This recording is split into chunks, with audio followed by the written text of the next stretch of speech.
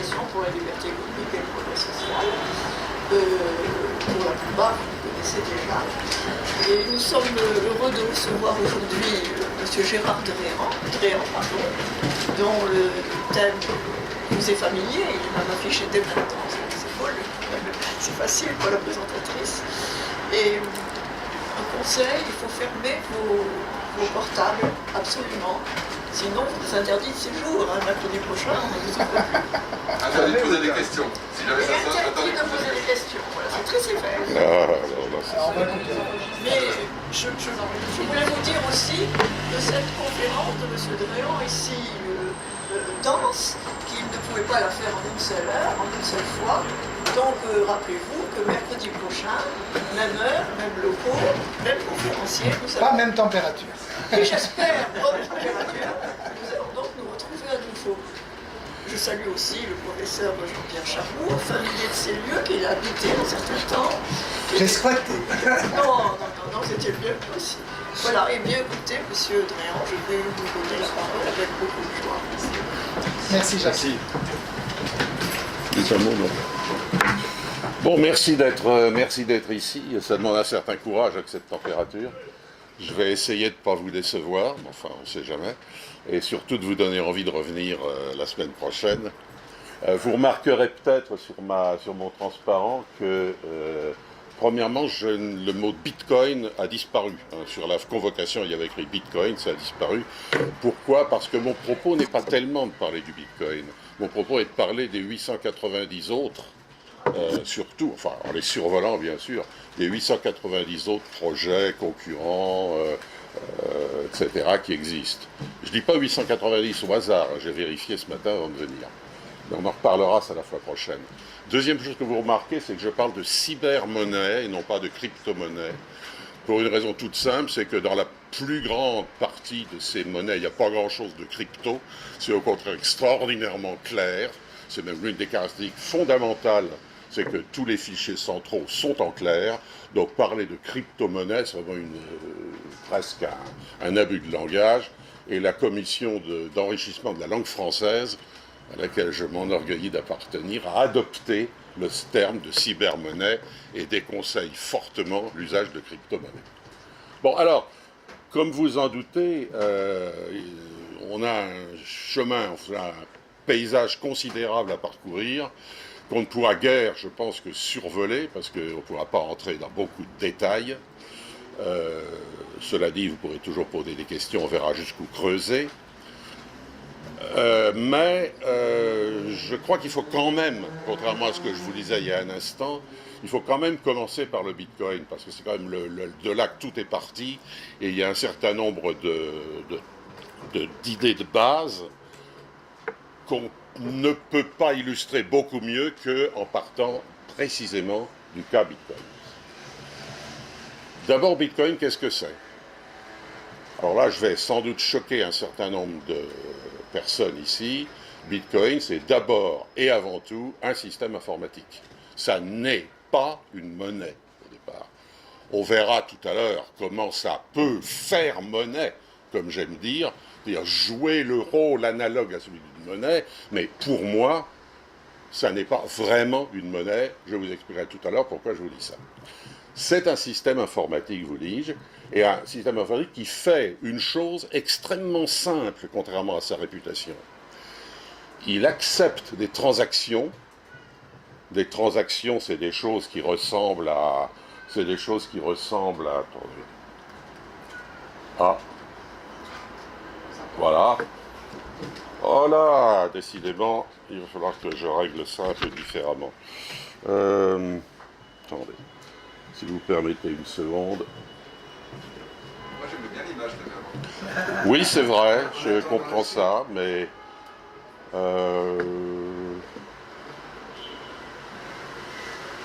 Alors, qu'est-ce qu'il faut que je fasse pour avoir le bon?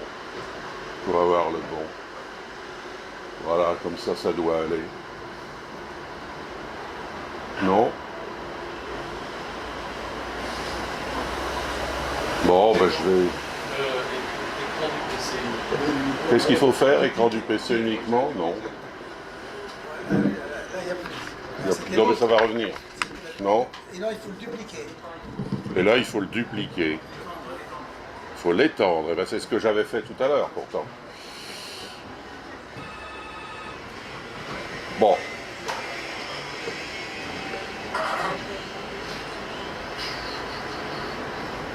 Ah, ah, ah, ah. Cliquez sur note en bas à gauche, ça dépend. Ah, pardon? Cliquez sur note en bas à gauche pour voir. Vous avez les notes? Non, c'est parce que j'ai un... Non. Bon, alors attendez, on va essayer de travailler autrement. Alors, excusez-moi pour cette... excusez-moi pour cette... petit retard. Normalement, il faut que je vous montre. J'espérais pouvoir avoir à la fois, en même temps que vous voyez mes diapos, pouvoir avoir mes notes, mais apparemment non. Donc je vais faire... Dupliquer, voilà. Pardon? Dupliquer. Dupliquer. Ça va pas marcher du tout encore, vous allez voir. Si. C'est ça qu'il faut faire? Je crois pas. Non, il n'y a que le PC. Il n'y a que le PC. Ah ah! Vraiment désolé. Hein.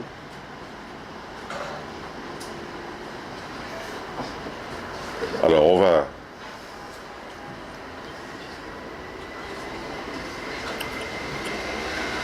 C'est pourtant étendre qu'il faut faire. Je sais pas pourquoi ça marche pas. Voilà, là il est presque synchronisé. Diapo suivante. Si je fais diapo suivante, non, c'est la précédente qu'il faut que je fasse. La précédente en bas à gauche. Ben oui, mais Il ne veut pas le prendre. il ne veut pas le prendre parce que c'est pas mon écran. Attendez, on va essayer autre chose. On va essayer autre chose. Non. Ah, travail par la mécanique, c'est bien la dernière chose à laquelle je m'attendais.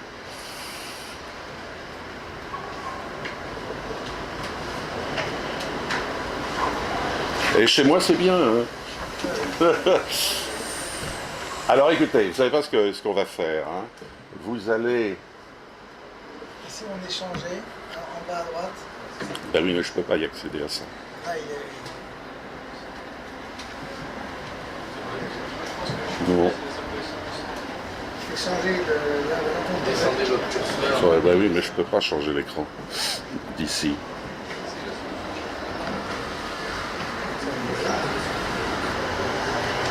Ah, je voudrais bien que ça marche quand même. Vous voyez, il en manque. Alors, On n'est pas attendez. loin là, on n'est pas On loin. n'en est pas loin. Il faudrait que j'enlève ça. Si vous cliquez sur Alice là, Voilà. Très bien, très bien. Voilà. Alors, j'ai plus mes trucs chez moi, mais ça fait rien. Hein. Alors, je vous disais, une transaction, on ne va pas revenir en arrière. Bon, une transaction, c'est quelque chose comme Alice verse un euro à Bob. Bon, pour les célèbres Bob et Alice que les économistes utilisent beaucoup. Bon. À un certain nombre de détails près. Le premier, c'est que ni Alice ni Bob ne vont apparaître sous leur vrai nom. Pour accéder au système et pour y intégrer des transactions, Alice et Bob ont un programme, un petit programme, enfin, n'exagérons rien, un petit programme qu'ils peuvent avoir implanté soit sur un smartphone, soit sur un micro-ordinateur, soit tout ça, et qui va leur rendre un certain nombre de services. Le premier des services, c'est de leur donner des adresses codées. Il peut demander, donne-moi une adresse, hein, c'est ce le programme s'appelle un wallet, du nom de l'anglais qui veut dire un porte-monnaie, et Alice va pouvoir dire, donne-moi une nouvelle adresse, et il va lui donner une nouvelle adresse qui va être ça, cette allure-là. C'est un nombre de 256 bits, et elle peut en avoir des milliards si elle le souhaite. Donc elle peut en avoir un nombre quelconque. En même temps, elle va lui donner ce qu'on appelle une clé privée, ça c'est ce qu'on appelle, en simplifiant, une clé publique, elle va lui donner une clé privée. Et ce système-là, c'est ce qu'on appelle la cryptographie asymétrique, tel que chacun, le possesseur d'une clé, d'un couple de clés, d'une paire de clés, peut crypter des messages avec sa clé privée, et ses correspondants le décrypteront avec sa clé publique. Il garde sa clé privée pour lui, il publie sa clé publique. Et à l'inverse, il peut crypter des messages avec sa clé publique, et si des gens connaissent sa clé privée, ils pourront le décrypter. Ça permet d'une part de crypter des messages si on veut, ce qui se fait assez rarement dans Bitcoin, mais ça permet surtout de signer des messages. C'est-à-dire que si les deux correspondants connaissent une même information, par exemple la clé publique de l'un des deux, hein, ils peuvent envoyer ça avec, alors il faut voir comment ça marche, l'un des deux peut envoyer ça crypté avec sa clé privée, et si le correspondant peut décrypter avec sa clé publique, alors ça prouve que c'est bien la personne qui a envoyé est bien titulaire de cette clé publique. C'est comme ça qu'on signe des messages pour authentifier, si vous voulez, les messages et en particulier les transactions. Bon. Alors il y a d'autres différences encore. Le système ne va pas se contenter que Alice dise « je verse 1 euro à Bob », il va vouloir être sûr que Alice a bien 1 euro avant de le verser à Bob. Et c'est pour ça qu'elle va demander à Alice de nommer une transaction antérieure qui lui est destinée, qui lui a versé au moins 1 euro et qu'elle va pouvoir réutiliser. Hein? Donc elle lui dit, voilà, Alice devra dans sa transaction dire, voilà la transaction antérieure qui m'était destinée, où je prends 7 euros. Et pour désigner les transactions, ben voilà ce que c'est que le nom d'une transaction en Bitcoin. Qu'est-ce que c'est? C'est de nouveau un nombre de 256 bits, qui est ce qu'on appelle l'empreinte de la transaction. Alors une empreinte, c'est encore un truc cryptographique, c'est une fonction qu'on peut appliquer à n'importe quelle suite de caractères, de bits, n'importe quelle information, et qui permet de calculer une indication qui, bon, on n'est pas complètement sûr qu'elle sera unique, mais comme il y a 256 bits, ça fait quelque chose comme, ça s'exprime par un nombre de 78 chiffres, sauf erreur, il y a de quoi faire, on a peu le chance de tomber 2 fois sur la même. Hein. Et donc, il va désigner la transaction par son empreinte, puisque dans tout le système, tous les objets du système sont désignés par leur empreinte, y compris les transactions. Donc elle utilise cette transaction pour verser, non pas 1 euro, mais 4 10 millièmes de Bitcoin, c'est à peu près ça en ce moment, compte tenu de la valeur du Bitcoin, et à Bob, qu'elle désigne par son adresse publique, que Bob lui a communiqué, bien sûr, pour qu'elle puisse lui verser des sous. Alors donc, à ce stade-là, 2 notions très importantes, la notion d'adresse et de signature, qui va avec, et la notion de empreinte d'une transaction qui est là. Hein. Alors en fait, c'est pas tout à fait ça encore, parce que au fond, Alice, il n'est pas sûr qu'elle va avoir une transaction qui fasse un 0,04 Bitcoin. Il va peut-être falloir qu'elle en regroupe plusieurs, si vous voulez, pour avoir le montant nécessaire pour le reverser. C'est pourquoi la transaction, en fait, elle ne comprend pas une entrée, une transaction en entrée et une transaction en sortie, mais elle comprend un certain nombre de sorties. Autrement dit, dans la même transaction, elle peut verser 0,004 Bitcoin à Bob, mais aussi 1 Bitcoin à quelqu'un d'autre, mais aussi, etc. Tout ça. Donc chaque transaction peut avoir plusieurs entrées et plusieurs sorties. Et donc un autre service que va rendre ce fameux wallet à Alice, c'est que quand elle a dit « je veux verser ça à Bob », il va aller lui rechercher dans l'historique des transactions antérieures qui lui étaient destinées à Alice et qui, cumulées, vont pouvoir permettre de verser l'argent qu'elle destine à Bob et aux autres. Bon. Vous voyez, ça commence à se compliquer, et on n'est pas encore tout à fait au bout, mais je vous laisse vous reposer un peu, on verra par la suite. Alors, le wallet d'Alice a composé la transaction. Alice, qu'est-ce qu'elle a fait? En fait, ça a l'air très compliqué, mais Alice, qu'est-ce qu'elle a fait avec son smartphone? Elle a photographié sans doute un code qui est par exemple, sur la caisse enregistreuse, si c'est un magasin de Bob. Elle a photographié ou elle a noté que ça vaut 0,04 Bitcoin ou 1 euro. Et puis elle a dit, voilà, je veux verser ça. Et le wallet se charge du reste. Hein, de trouver l'adresse, trouver les bonnes sorties de la transaction antérieure, composer la transaction, etc. Alors à partir de là, qu'est-ce qui se passe? Le wallet, donc, ce petit programme qu'il y a là-dedans, ou dans son micro-ordinateur, il va envoyer ça sur le réseau.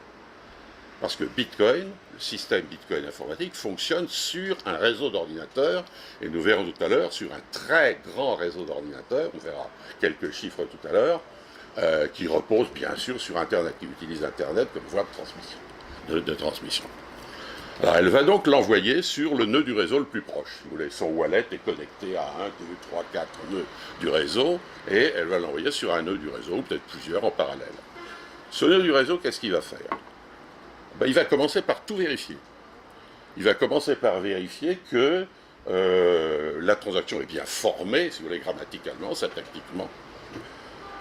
Il va regarder toutes les entrées, tous les trucs qui sont en bleu, si vous voulez, qui sont les entrées, ce qu'on appelle les entrées qu'utilise Alice pour nourrir sa transaction.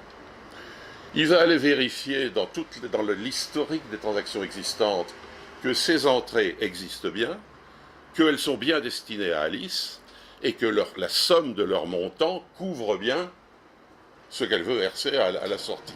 Donc il va faire un boulot assez considérable. S'il réussit, si ça marche pas, il laisse tomber le nœud. Et plus rien ne se passe. Tant ce nœud-là, bien sûr.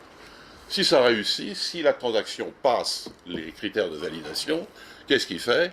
Ben, il la transmet à ses copains, à ses autres nœuds. Chaque nœud du réseau a une liste de nœuds correspondants qu'à qui peut envoyer les transactions qu'il reçoit.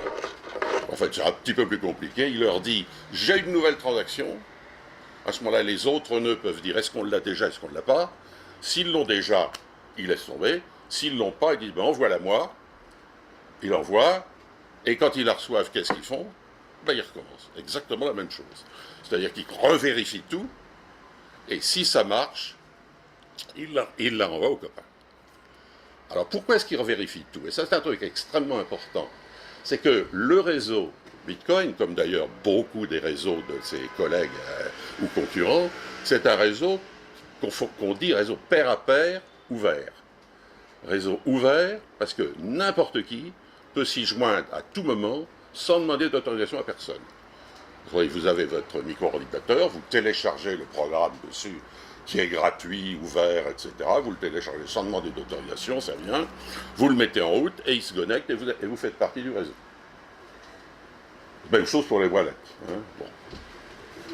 Donc, n'importe qui peut se connecter au réseau à tout moment. Et vous verrez tout à l'heure qu'il y a dans plusieurs rôles possibles pour un nœud, en particulier faire ce que je viens de dire, c'est-à-dire vérifier les transactions et les diffuser. Il y a d'autres nœuds, d'autres rôles qu'on verra tout à l'heure. N'importe qui peut jouer n'importe quel rôle suivant sa décision. Hein. Ce qui veut dire que quand un nœud reçoit quelque chose, il ne peut pas savoir ce que c'est. Il ne peut pas faire confiance à l'émetteur. L'émetteur peut parfaitement bien être un truand, quelqu'un qui essaie de casser le système, qui essaie de frauder, ou n'importe qui, quelqu'un de bonne foi, mais qui fait des bêtises et tout. Donc chaque nœud, quand il reçoit quelque chose, doit revérifier ce qu'il a reçu, avant de le rediffuser à ses copains. Et ainsi de suite. Ce qui fait qu'au bout d'un moment, au bout de ce processus-là, la transaction d'Alice à Bob, elle a été recopiée en un nombre d'exemplaires qui doit être de l'ordre de plusieurs. Enfin, les avis divergent. Les avis divergent parce que justement, comme n'importe qui peut se joindre à tout moment sans contrôle et sans demander l'autorisation, personne ne sait combien il y a de nœuds sur le réseau. Hein? Et ça, c'est un truc qui est difficile à comprendre et à admettre. Mais il faut se donner, enfin il y a des gens qui savent, mais il faut se donner énormément de mal pour savoir combien il y a de nœuds dans ce réseau. Et combien il y en a qui jouent chacun des rôles. Donc on verra tout à l'heure. Alors, mettons que ça doit être une approximation, les évaluations varient, mais il doit y avoir, au bout du compte, quand cette phase-là du travail est faite, il doit y avoir la transaction d'Alice, elle a dû être recopiée en environ 20 000 exemplaires, je dirais. 20 000 exemplaires sur 20 000 machines différentes, dispersées partout dans le monde. Il y en a au Japon, il y en a en Patagonie, il y en a en Norvège, il y en a au Japon, il y en a en Chine, en France, aux États-Unis, il y en a partout. Hein, qui indépendamment l'ont vérifié à chaque fois. Donc ça a été vérifié 20 000 fois à peu près, et c'est enregistré sur chacun des nœuds du système. Bon. Mais c'est pas fini, si vous voulez. Parce que c'est enregistré, oui. Les nœuds et les 20 000, c'est la même chose. Pardon. Les 20 000, le chiffre 20 000, Oui. et les nœuds, c'est la même chose. Ah ben c'est 20 000 nœuds, c'est-à-dire 20 000 ordinateurs, si vous voulez, qui sont situés au nœud du réseau et qui exécutent les logiciels Bitcoin. C'est ça que je veux dire. Hein. Je reviendrai tout à l'heure quand on verra les différents rôles. Bon. Donc, on a, dans un premier temps, si vous voulez, sur chacun de ces 20 000, disons, ordinateurs du réseau, on a un fichier qui est un fichier de transactions d'attente, qui ont été validés par les nœuds, mais qu'il est encore possible de modifier, si vous voulez. Bon. Alors, dans un deuxième temps, on va s'arranger pour qu'il ne puisse plus être modifié. Et c'est là qu'intervient ce qu'on appelle la chaîne de blocs. Alors, qu'est-ce que c'est un bloc, d'ailleurs? Alors là, je vais passer vite là-dessus, je vais récupérer un vieux truc. Il y a des gens, des opérateurs de nœuds du réseau, qui décident qu'ils vont construire ce qu'on appelle des blocs avec les transactions qu'ils reçoivent. Alors, qu'est-ce qu'ils font? Ça part du bas, ils commencent par assembler un certain nombre de transactions. Ils prennent des transactions dans la file d'attente qu'ils ont, ils ont cette file d'attente dont on parlait. Ils prennent des transactions, ils les mettent les unes au bout des autres, ils les arrangent en arborescence. Et ça, c'est un truc dont je vous passe le détail, que ça s'appelle un arbre de Merkle. L'arborescence est en fait des empreintes. Rappelez-vous, ce résumé en 256 bits. Hein. Dans l'arborescence, on trouve en fait des empreintes. Les transactions brutes, elles sont en bas, et dans l'arborescence, on trouve les empreintes, cela pour faciliter les recherches ultérieures. Mais ça, je n'entrerai pas dans ce détail, c'est trop compliqué. Et tout en haut de l'arbre de Merkle, il y a une empreinte qui est en fait l'empreinte des deux qui sont juste en dessous, et qu'on va mettre dans ce qu'on appelle l'entête du bloc. Dans l'entête du bloc, vous voyez, c'est le truc qui est en haut, on y met un certain nombre de choses, on y passe d'abord l'empreinte du bloc précédent. On l'a mis là, et on verra tout à l'heure pourquoi. On y met l'empreinte du bloc précédent.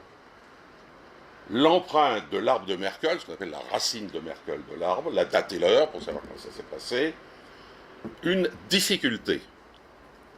Alors, pourquoi on met une difficulté? Parce que, on va, à partir de là, le nœud du réseau, l'ordinateur qui est dans le réseau qui assemble le bloc, il va calculer l'empreinte du bloc, une fois de plus, hein, ou plus précisément l'empreinte de l'entête du bloc.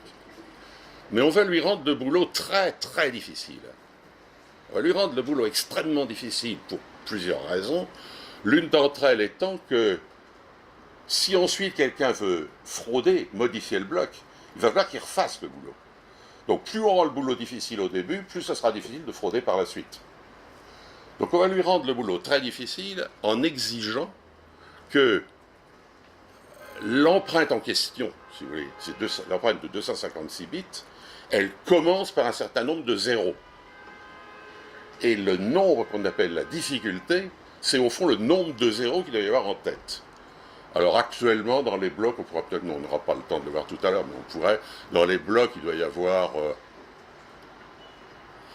une quinzaine de zéros, de ces zéros, décimaux, hein, pas binaires. Hein, bon. Et c'est ajusté de telle façon que ce calcul demande toujours, probablement, parce qu'il y a évidemment une probabilité, demande probablement 10 minutes pour l'ordinateur le plus puissant du réseau. Alors, vous pouvez mettre sur le réseau un ordinateur de n'importe quelle puissance, regrouper des ordinateurs entre eux, etc. Le système s'ajustera de façon qu'il faille toujours 10 minutes pour trouver la bonne clé. Et comment on fait? Il y a ce qu'on appelle un nombre qui est tout au bout, là qu'on appelle le nonce, ça veut dire le nombre de transactions qui est là, un nonce. C'est un nombre arbitraire qu'on va rajouter là et qu'on va faire varier jusqu'à ce que le résultat du calcul de l'empreinte satisfasse cette contrainte, c'est-à-dire de commencer par un certain nombre de zéros. Et aujourd'hui, il faut plusieurs milliards de calculs pour ça. Tandis que pour calculer une empreinte, si vous voulez, la seule façon de faire, c'est une propriété de cet algorithme, la seule façon de faire, c'est de calculer. Si vous pouvez connaître, vous pouvez faire varier un bit de l'entête, vous trouverez une empreinte qui n'a strictement rien à voir avec la précédente. C'est fait pour ça, de telle façon qu'on ne puisse pas, connaissant déjà un certain nombre de valeurs passées qu'on a calculées, en déduire la valeur de ce qu'on obtient avec une petite fonction. Il faut recalculer tout à chaque fois. D'où ce temps de calcul gigantesque. Alors, pour trouver des gens qui font ce calcul, ben, on les rémunère. Et pour les rémunérer, le gars qui se lance, avant de faire le calcul, il ajoute une transaction devant, qui est la marquée Coinbase, qui fabrique des nouveaux bitcoins. Et ces bitcoins, ils seront crédités à la personne qui a construit le bloc, à condition que son bloc soit finalement admis dans la chaîne, ce qui ne se fait pas encore tout seul, comme on va le voir maintenant. Hein. Alors, voilà. Alors, bon, on a un certain nombre de gens, beaucoup moins qu'on ne le pense, mais on en parlera tout à l'heure, qui se livrent à cet exercice extrêmement difficile, très coûteux en temps machine, d'assembler des blocs et de les valider par une empreinte valide. Alors, supposons qu'il y en ait un qui y arrive, qu'est-ce qu'il fait à ce moment-là? Ben, il va faire, finalement, la même chose que les autres nœuds faisaient avant, car il va le transmettre à ses copains. Il va prendre le bloc qu'il a fait, puis il dit, tenez, il l'envoie au gars d'autour, et il dit, j'ai un nouveau bloc, est-ce que ça vous intéresse? Si les gars l'ont déjà reçu, ben, il laisse tomber, il dit, non, j'ai déjà eu, ça je connais, je l'ai déjà reçu par un autre voie, etc. Parce que n'oubliez pas que, comme c'est un réseau mondial, il peut y avoir une latence. Hein, c'est-à-dire que un bloc partant de Tokyo et un bloc partant de Buenos Aires, ils peuvent arriver dans un ordre différent de celui qu'on disait était parti. Donc ça prend du temps. Pas énormément, mais enfin quand même, à cette échelle-là, ça peut. Donc le peut dire, je l'ai déjà reçu, j'en veux pas. Il peut dire, non, non, envoie-le moi, j'en ai besoin, je ne le connais pas. Et à ce moment-là, il va appliquer un protocole qui est probablement, à mon avis, le centre du système, si vous voulez. Pour la plupart des gens, le centre, ce qu'ils considèrent comme le centre du système, c'est le protocole de construction des blocs qu'on vient de voir. Moi, je ne suis pas tout à fait d'accord. Je pense que le vrai centre du système, c'est ça. C'est le protocole qui va permettre de dire, étant donné une chaîne de blocs en place et un nouveau bloc qui arrive, qu'est-ce qu'on fait de ce nouveau bloc? Alors, j'ai repris là ce que c'est qu'une chaîne de blocs très simplifiée. Chaîne de blocs, vous avez donc des blocs avec des transactions, et chacun d'entre eux, il a une empreinte, et il a l'empreinte du précédent. Et l'ensemble de la chaîne de blocs qui existe sur un ordinateur est désigné par l'adresse du dernier. C'est ce que j'ai marqué là, la chaîne courante. Hein, il est désigné par l'adresse du dernier. Et une fois qu'on a l'adresse du dernier, comme dans celui-là, il y a l'adresse du précédent, puisque c'est en fait les empreintes qui servent d'adresse, comme il y a l'adresse du précédent, vous pouvez remonter toute la chaîne jusqu'au premier bloc qui a été construit en 2008, par 2009, par un certain Satoshi Nakamoto. Là, il y en a 340 000 et quelques des blocs. Il peut remonter toute la chaîne, retrouver toutes les transactions, etc. Et bon, il peut faire ce qu'il veut avec, si vous voulez. Hein. Il peut, par exemple, il peut trouver toutes les transactions qui sont destinées à Alice, par exemple, en remontant toute la chaîne de blocs. En fait, ils prennent des raccourcis, mais enfin, ça, c'est du détail technologique, informatique, sur lequel je vous reviendrai. Donc voilà, il a ça, si vous voulez. Donc, chaque nœud qui reçoit ce nouveau bloc constitué, auquel il ne peut plus rien changer, hein, alors il reçoit un nouveau bloc. Voilà un nouveau bloc qui arrive. Et qui spécifie donc l'empreinte du précédent, celui auquel il veut venir se rattacher, celui-là, le nouveau. Alors c'est bien joli tout ça, mais qu'est-ce que c'est ce nouveau bloc auquel il veut venir se rattacher? Alors le cas simple, si vous voulez, c'est le cas où celui où il veut se rattacher, c'est la fin de la chaîne courante. Auquel cas, il n'y a pas de problème. Hein. On le rattache. Enfin, on le rattache, non sans avoir de nouveau revérifié une par une toutes les transactions, etc. C'est vraiment une manie. Mais c'est une manie salutaire dans le système. Donc si c'est ça, ça va. Hein. On revérifie toutes les transactions et tout, et on le regreffe au fond. La chaîne de bloc a un nouveau bloc, et ça peut recommencer. Bon, alors, je vous passe le détail des autres cas. Il y a un autre cas, par exemple, où le bloc précédent, complètement inconnu, on ne le connaît pas. On ne le connaît pas. Bon, à ce moment-là, que va faire le nœud?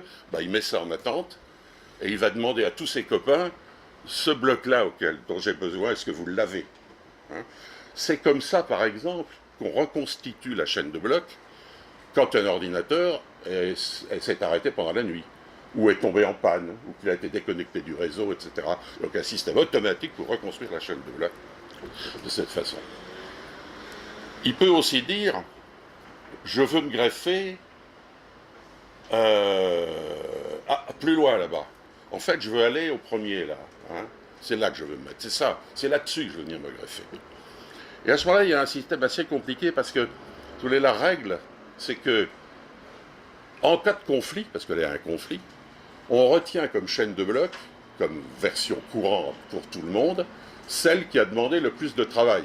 Autrement dit, on prend dans les en-têtes les difficultés, rappelez-vous, hein, les difficultés, et pour ce nouveau bloc, on prend sa difficulté, la difficulté de tous ses prédécesseurs, et on dit est-ce que ça donne un total supérieur ou pas à la difficulté de la chaîne courante.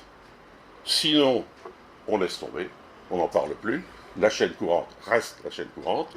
Si oui, si ça donne un total supérieur, eh ben, on va essayer de le greffer, lui, à la chaîne courante. Et là, je vous passe alors toutes les circonlocutions, les circonvolutions par lesquelles il faut passer avant de réussir finalement à le greffer. Parce qu'il faut évidemment passer par tous les blocs intermédiaires, tous les revérifier, tous les déplacer, etc. Toujours est-il que, in fine, quand ce travail-là est fait, vous avez cette fois-ci, sur un certain nombre de nœuds du réseau,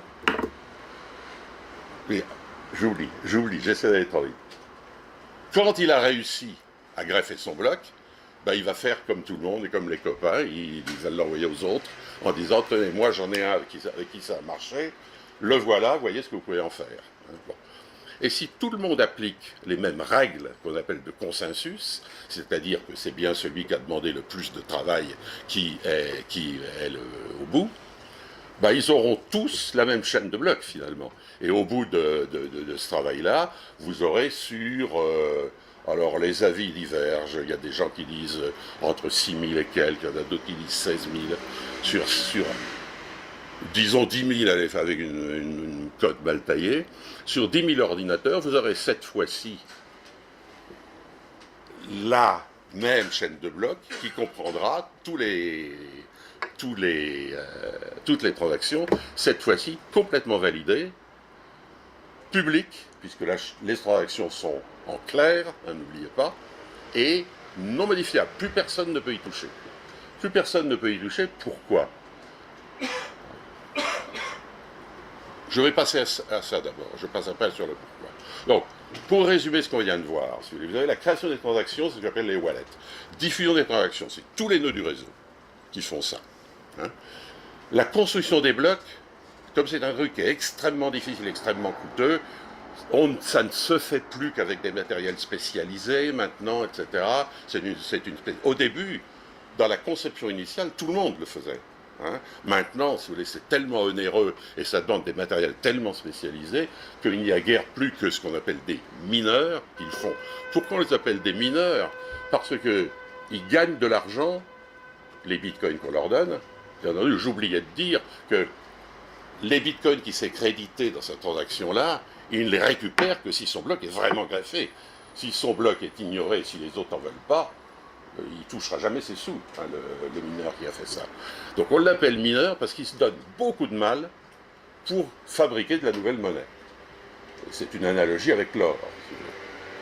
C'est-à-dire qu'il se donne énormément de mal pour gagner quelques bitcoins. Actuellement, pour un bloc qui réussit à être intégré dans la chaîne, la récompense c'est 12,5 bitcoins, sauf erreur, c'est-à-dire quand même 30 000 euros, quoi, à peu près. Bon. C'était 50 000 au départ, et c'est divisé par deux tous les, je ne sais pas combien d'ailleurs, tous les 4 ans peut-être, oui, tous les 4 ans. Ce qui veut dire qu'à partir de 2140 à peu près, on est sûr qu'il n'y aura plus de création de nouveaux bitcoins, et bien avant, les créations sera tout à fait minime par rapport au nombre en circulation. Au travail à faire. Pardon ? Et au travail à faire. Et au travail à faire. Oui, mais à ce moment-là, ils s'amuseront autrement. Mais c'est encore un détail sur lequel on ne reviendra pas. Bon, donc, il y a ce qu'on appelle les mineurs. Hein. Ensuite, l'assemblage de la chaîne de blocs. Recevoir des blocs tout prêts, construits, et décider ou pas de les mettre dans sa chaîne de blocs locale, ça, c'est ce qu'on appelle des nœuds complets. Tous les nœuds ne le font pas. Parce que la chaîne de blocs aujourd'hui, c'est 100... Je ne sais plus si c'est 120 000 ou 160 000 mégabytes, hein, mégaoctets. Si quelqu'un veut aujourd'hui, un nouvel arrivant veut être un nœud complet, il faut évidemment qu'il commence par se télécharger la chaîne de blocs telle qu'elle existe. Il faut qu'il demande à ses copains, voilà, j'arrive, envoyez-moi la chaîne de blocs telle qu'elle est. Et pour ça, il faut 2 ou 3 jours à temps complet. Hein. Donc il y a relativement peu de gens qui le font. C'est pour ça que tous les nœuds du réseau ne sont pas tous nœuds complets. Par contre, alors il peut y avoir des observateurs qui, avec des protocoles spécialisés, des programmes spécialisés, peuvent examiner la chaîne de blocs. Et comme je vous dis, tout est en clair et public. On en verra hein, tout à l'heure. Ils peuvent faire ce qu'ils veulent. Ils peuvent examiner tout ce qu'ils veulent. Je vous rappelle, entrée et sortie libre, libre choix des rôles, ce qui empêche, ce qui force tout le monde à tout vérifier, tout ce qu'il reçoit, et deuxièmement, qui empêche de connaître les nombres exacts. Et enfin, je vous rappelle ce qu'on appelle le principe de précaution généralisée, c'est-à-dire tout ce qu'on reçoit, il faut le revérifier, parce qu'on ne sait jamais ce que ça peut être. Alors, combien ? Création des transactions, des wallets, il en existe plusieurs, il y a un choix assez grand, on peut avoir plusieurs offres différentes, si vous voulez, parce que ça ne touche pas le cœur du système. Le cœur du système, c'est la validation des transactions, la construction des blocs et l'assemblage de la chaîne de blocs. Autrement dit, tout ce qui ne touche pas ces 3 protocoles-là peut être modifié à la demande un peu n'importe comment, c'est pas très grave. Donc les wallets, on peut l'estimer par rapport aux marchands de wallets, enfin les marchands, en général c'est gratuit, enfin les gens eux ils savent combien on en a téléchargé, alors il y en a plusieurs millions, est-ce qu'ils sont tous utilisés? Je sais pas, moi je sais que j'en ai téléchargé un jour et que j'utilise jamais, donc je compte pour un alors que j'utilise jamais. Mais enfin c'est plusieurs millions. Diffusion des transactions, des nœuds du réseau, c'est ce qu'il y a de plus difficile à connaître, finalement.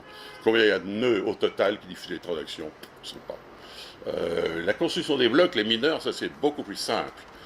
Parce que tous les mineurs, quand un mineur diffuse un bloc, il s'identifie. Il le signe.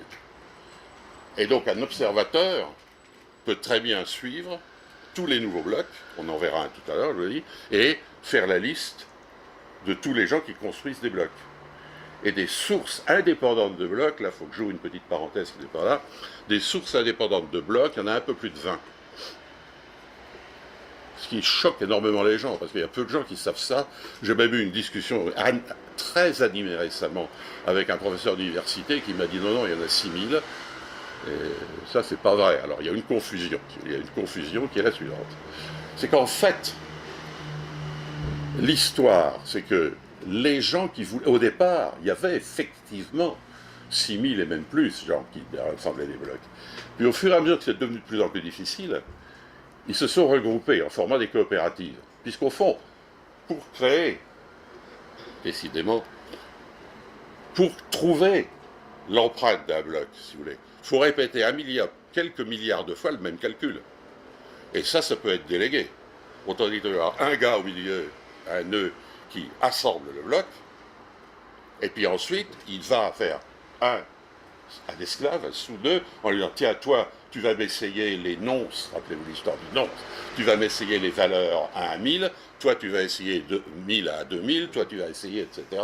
Et donc, le travail, cet travail-là, peut être fait en parallèle par des tas de gens qui, en plus, ont des matériels spécialisés, alors que tous travaillent sur le même bloc. Le seul qui a eu une initiative d'assembler le bloc, de choisir quelle transaction il va y mettre, de les mettre, de calculer l'arbre de Merkel, etc., c'est le patron de la coopérative minière.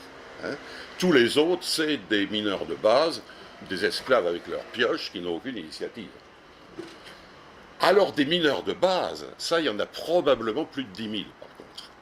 Et c'est devenu pratiquement une industrie. L'industrie du minage de Bitcoin et d'autres, d'ailleurs, il y a des gens qui essaient de gagner de l'argent comme ça. Le fait de se mettre à plusieurs, ça répartit le boulot, ça augmente la probabilité qu'ils soient les premiers arrivés, puisque j'oubliais de vous dire que quand il y en a plusieurs en conflit, c'est le premier arrivé qui l'emporte. Hein, donc c'est pour ça, en fait, c'est une course de vitesse, le minage. Donc, ça augmente la probabilité qu'il arrive au premier, et ensuite, ils se partagent, suivant leurs contributions respectives, la récompense que le pool, que la coopérative a obtenue. Donc ça, il y en a, je vous dis, des mineurs. Alors là, suivant qu'on compte les poules ou qu'on compte les mineurs de base, on en trouve ou 20 ou 20 000. Hein, il faut savoir de quoi on parle. Mais à mon avis, c'est important, parce que c'est important pour la... truc qu'on parlera peut-être la semaine prochaine, pour la gouvernance du système. Parce que toute la littérature vous dit que la gouvernance du système, c'est les mineurs qui l'exercent. Ça, c'était vrai dans le papier de Satoshi Nakamoto de 2009 ou 2008. Maintenant, c'est plus vrai. Maintenant, bien sûr, les mineurs jouent un rôle important. C'est eux qui décident quelles transactions vont être dans les blocs. Mais les gens qui décident si les blocs vont ou non être dans la blockchain, c'est ceux qui ont le dernier ressort, si vous voulez. C'est les nœuds complets. Hein, et pas les mineurs. Bon. Donc voilà, alors les observateurs, je ne sais pas combien il y en a beaucoup. Alors, un point au passage. Pourquoi est-ce qu'on dit qu'on ne peut plus modifier cette chaîne de blocs une fois? Alors, supposons, voilà la chaîne de blocs, supposons que quelqu'un veuille modifier une transaction, là, dans le truc qui est le plus à gauche. Là, il dit qu'à cette transaction, j'ai envie de la modifier, me l'adresser à moi, ou mieux qu'elle aille à la Banque de France, ou je sais quoi, parce qu'elle est grosse, donc je vais modifier l'adresse. Bon. Il modifie la transaction. Bon, s'il la remet dans le bloc de cette façon-là, le premier gars qui voudra utiliser le bloc, la première chose qu'il fait, c'est calculer l'empreinte du bloc, et il va s'apercevoir que ça ne colle pas. Que l'empreinte ne correspond pas au bloc. Donc il dira, ce bloc-là, j'en veux pas, il est frauduleux, je le jette. Et au passage, il va dégrader le nœud qu'il lui a envoyé, parce que vous avez un système, il n'y a pas de notation des nœuds, qui font que si des nœuds envoient des données fausses ou frauduleuses, leur code baisse et les gens, au bout d'un moment, ne leur font plus appel. Alors, bon, puisqu'il faut qu'il recalcule l'empreinte, il va recalculer l'empreinte. Bon, il recalcule l'empreinte.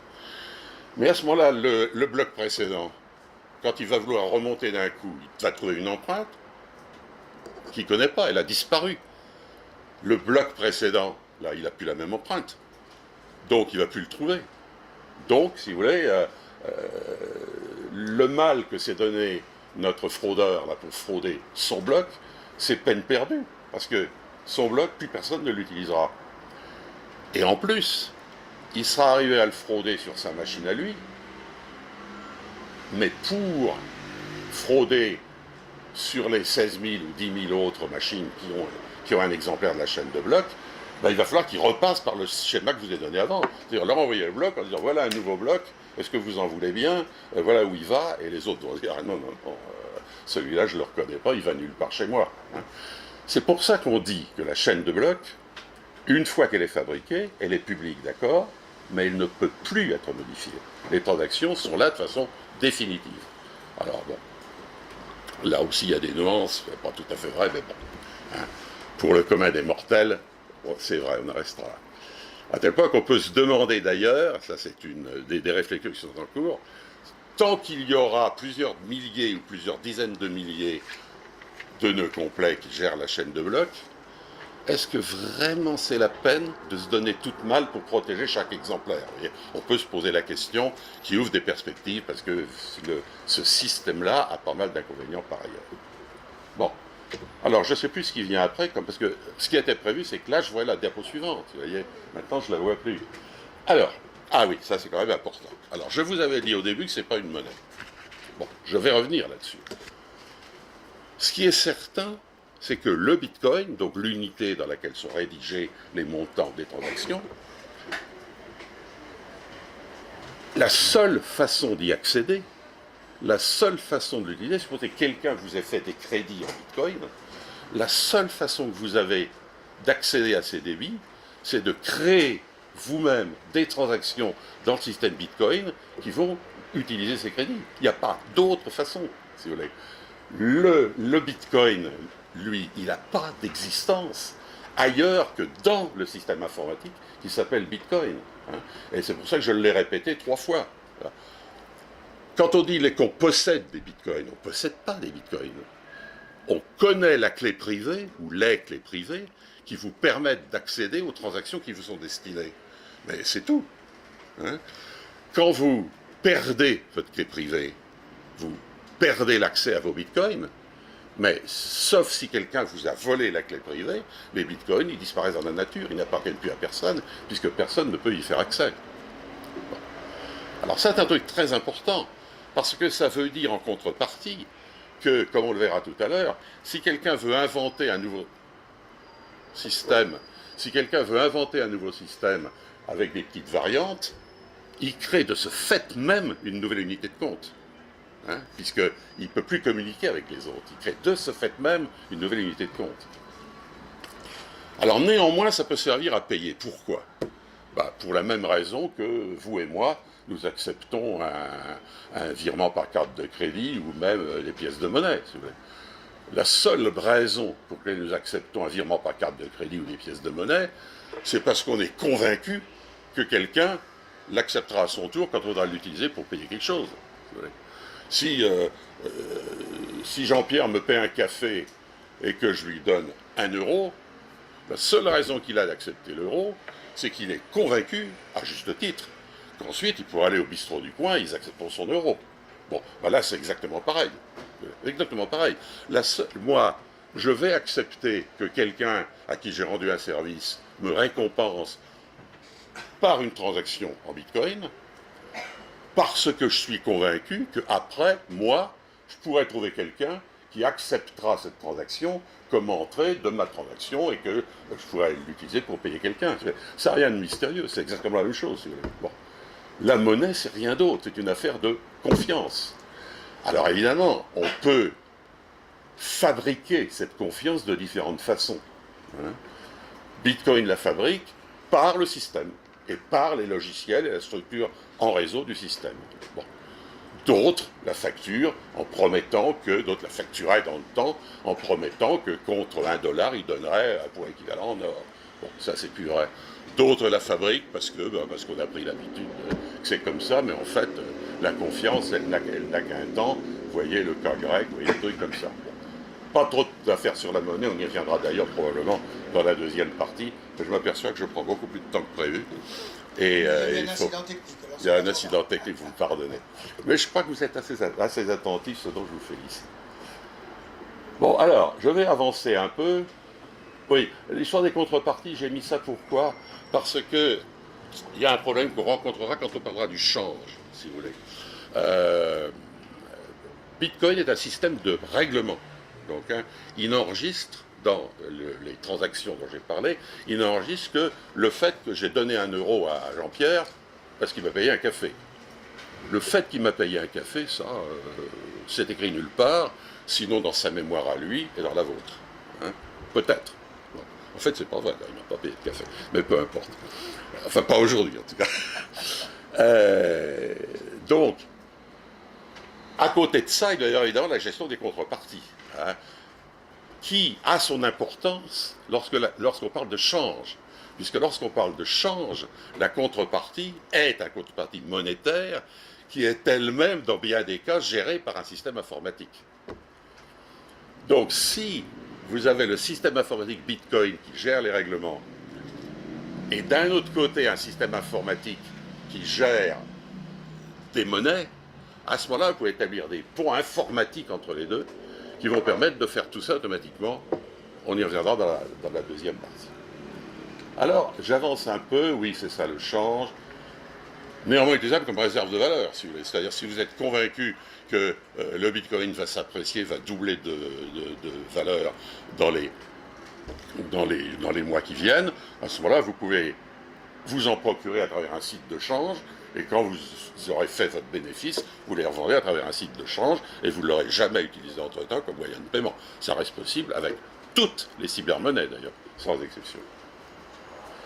Alors, là, j'ai mis une vague petite histoire, qui est le nombre de transactions par jour. Alors, vous voyez que pendant quelques années au début, jusqu'en 2013, c'est resté très, très, très confidentiel. D'ailleurs, dans l'esprit des promoteurs, donc de ce groupe anonyme probablement d'universitaires qui se fait appeler Satoshi Nakamoto et qui est toujours anonyme, ils avaient présenté ça comme ce qu'on dit en anglais, proof of concept, c'est-à-dire ils voulaient simplement prouver que le concept était valide. Je pense que si on leur avait dit qu'en 2017, ils traiteraient entre 250 000 et 350 000 transactions par jour, ils auraient été, je pense, extrêmement étonnés eux-mêmes. Hein. Or, si vous voulez, c'est ça actuellement. Donc vous voyez, il y a eu un décollage. Il y a eu un décollage tout à fait considérable. Oui. Est-ce qu'il s'agit d'achat de biens réalisés en Bitcoin ou d'échange de Bitcoin? Excellente question. Excellente question, c'est assez difficile à estimer, encore qu'on a il y a des bases, en particulier dans le site que je vais vous montrer, il y a des bases. Une estimation, moi j'avais lu une estimation il y a à peu près 1 an, qui disait qu'il y avait donc pas, à l'époque il n'y avait pas ce dont la transaction, on avait moins, mais on estimait que pas plus de 15% des transactions étaient des transactions de commerce réel. C'est-à-dire, était, si vous voulez, l'échange de Bitcoin contre un bien ou un service réel. C'était pas plus de 15%. Le reste était des transactions purement spéculatives. Mais je n'ai pas les réponses récentes. Alors, on peut le deviner en étudiant très en détail le site dont je mets la référence là-haut. Je vais risquer encore un coup, j'espère que ça ne va pas. Je voulais vous le montrer ici, quand même, parce que si certains d'entre vous veuillent en apprendre beaucoup, voilà le site qu'il faut consulter, blockchain.info. Alors, il montre des tas de choses. Par exemple, il montre, et c'est en temps réel, les derniers blocs. Au fur et à mesure qu'un nouveau bloc est intégré dans la chaîne, il apparaît ici. Vous voyez, il y a le dernier bloc, qui est le 472 287e depuis le début. Il a été intégré il y a 23 minutes, il contient 2413 transactions, et il fait pratiquement 1 million d'octets, qui est la taille maximale. Actuellement, ils sont tous à la taille maximale, et ils sont tous de l'ordre de 2000, 3000 transactions pièce. Cela dit, on voit des tas d'autres choses sur ce site. On passera pas évidemment tout. Vous voyez, ça tient en temps réel la vitesse instantanée, en nombre de transactions par jour. Il y a le cours du Bitcoin qui est là, et qu'on peut avoir soit le dernier sur 3 mois, soit en allant voir le tableau interactif.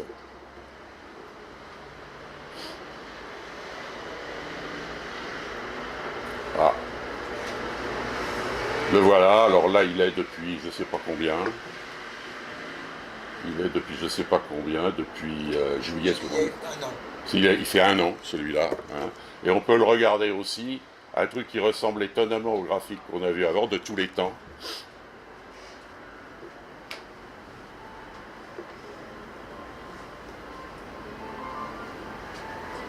De tous les temps, le voilà. Vous voyez que pendant 3-4 ans, pendant 4 ans au début, le Bitcoin ne valait rien.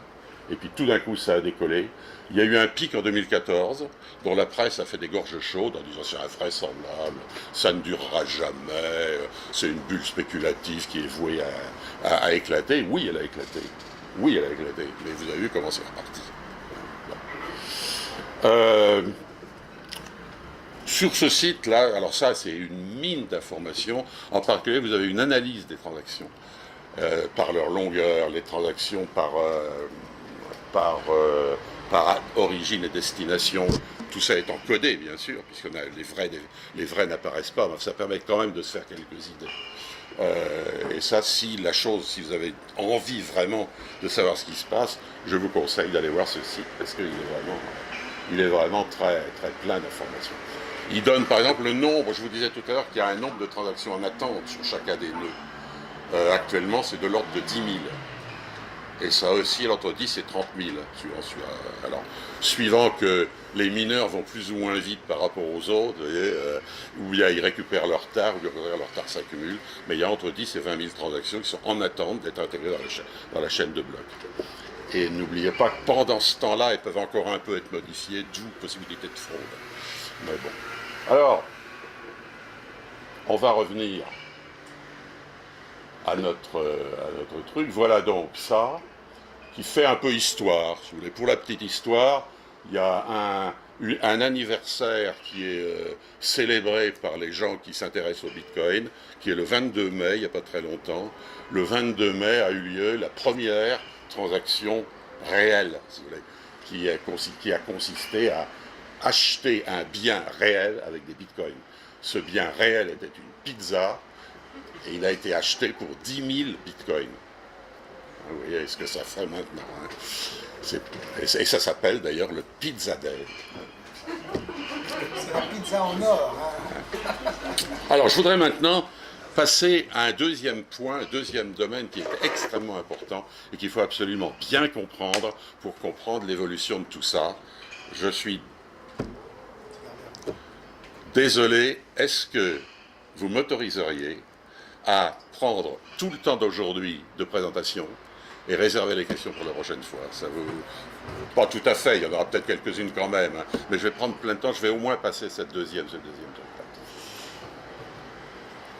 Un élément très important, c'est que tous les logiciels de Bitcoin, et pratiquement de presque tous les systèmes apparentés, ont la forme de ce qu'on appelle le logiciel libre. Le logiciel libre, c'est une forme de diffusion du logiciel dans laquelle les auteurs s'engagent à le diffuser gratuitement sous forme de langage source et en donnant l'autorisation à tout le monde de réutiliser ce qu'ils ont fait. Qu'est-ce qu'il y a ? Ce qui veut dire que si l'un d'entre vous se sent fort en programmation, il faut être très fort quand même, hein, se sent fort en programmation et a une bonne idée de modification à faire pour améliorer Bitcoin, eh bien, aucun problème. Il télécharge le logiciel tel qu'il est actuellement, il se fait les modifications qu'il y a à faire dedans, et il le met à la disposition du monde entier. Le monde entier en fait ce qu'il veut. Le monde entier, il peut très bien ne pas y faire attention, mais le monde entier peut très bien dire, ou du moins certains peuvent dire, ah, ça c'est intéressant, je vais le mettre sur ma machine à moi, et on va voir ce que ça donne.